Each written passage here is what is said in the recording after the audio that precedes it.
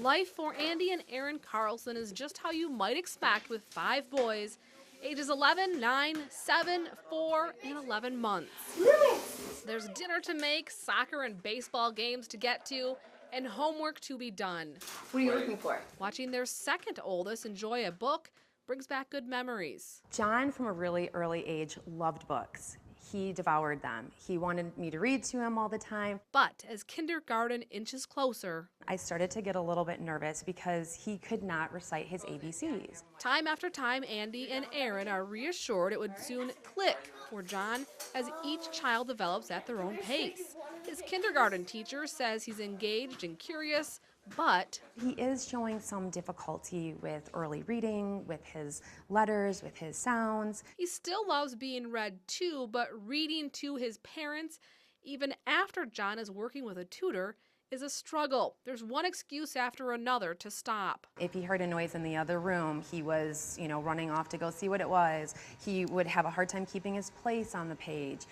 He always had to use the bathroom or get a snack. This picture truly is worth 1,000 words. I think it was at about second grade that I started to notice the frustration level in John was growing exponentially. Results from a standardized test at school with single-digit percentiles in reading are a turning point. What I was looking at on this piece of paper was not representative at all of the knowledge that I knew was inside of his brain. Another test finally provides an answer. John is a dyslexic learner. Dyslexia is average to above average intelligence, but difficulty with language. This sheet shows how the same word, teapot, might look to someone with dyslexia when reading it 10 different times. It was like I was looking at a book that was written in a different language. Like any parent, Erin did her homework. She learns about the Orton-Gillingham approach. When we learned that John had dyslexia, I assumed it would be easy to find help for him, and that wasn't the case. His teachers are encouraging and supportive.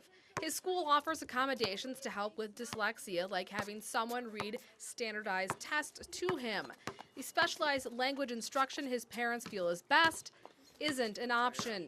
After looking for an after-school tutor in the Saginaw area with no luck, they find a Flint area center which can help, but it's about 50 minutes away and pay $5,000 a year for 2 years. Thankfully, a friend tells the Carlsons about the Great Lakes Bay Region Children's Dyslexia Center inside the Bay City Scottish Rite Masonic Center. Thought.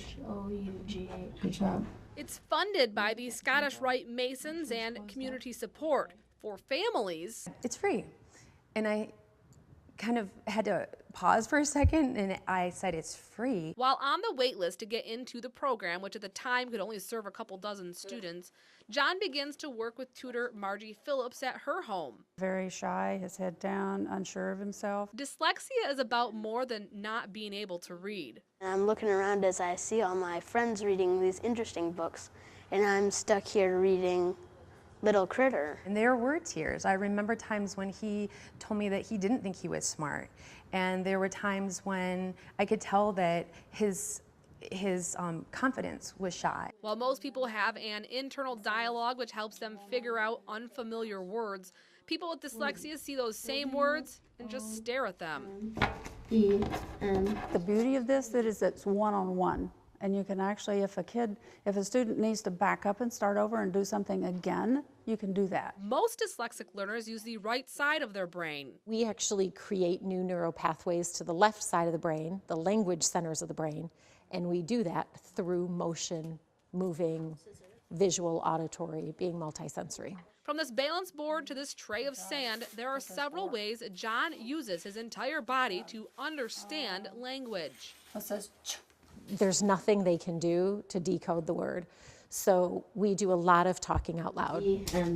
Muscle memory helps engage his brain too. When you're writing it down on a piece of paper and you're, what was this?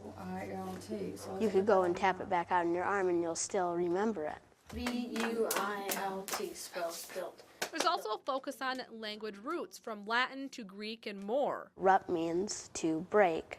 So I'm able to figure out the word rupture, which is just a humongous help. They understand why English is happening the way it is. After about 2 years at the center, John's test scores skyrocket from the single digits to this. For the first time, I'm actually able to read above my grade level. So I'm able to go to the library, pick out the books I enjoy, and read them. Finally, this little boy who loved being read to is loving to read and preparing to graduate in August. 110,000 Japanese Americans. And he said, I was reading a book. And he said, and it was fun. I liked it.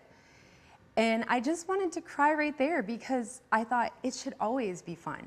Center Director Nancy Williams and her team are working to make the Orton-Gillingham approach more widely available here in mid-Michigan. The number of students the center accepts is expanding as more tutors become available. John's mom, Erin, is now a tutor inspired by her family's struggle to find the right help. And next school year, for the very first time, the center will be working with the Clio Area School District to get that approach into classrooms. In Bay City, Rebecca Trylch, ABC 12 News.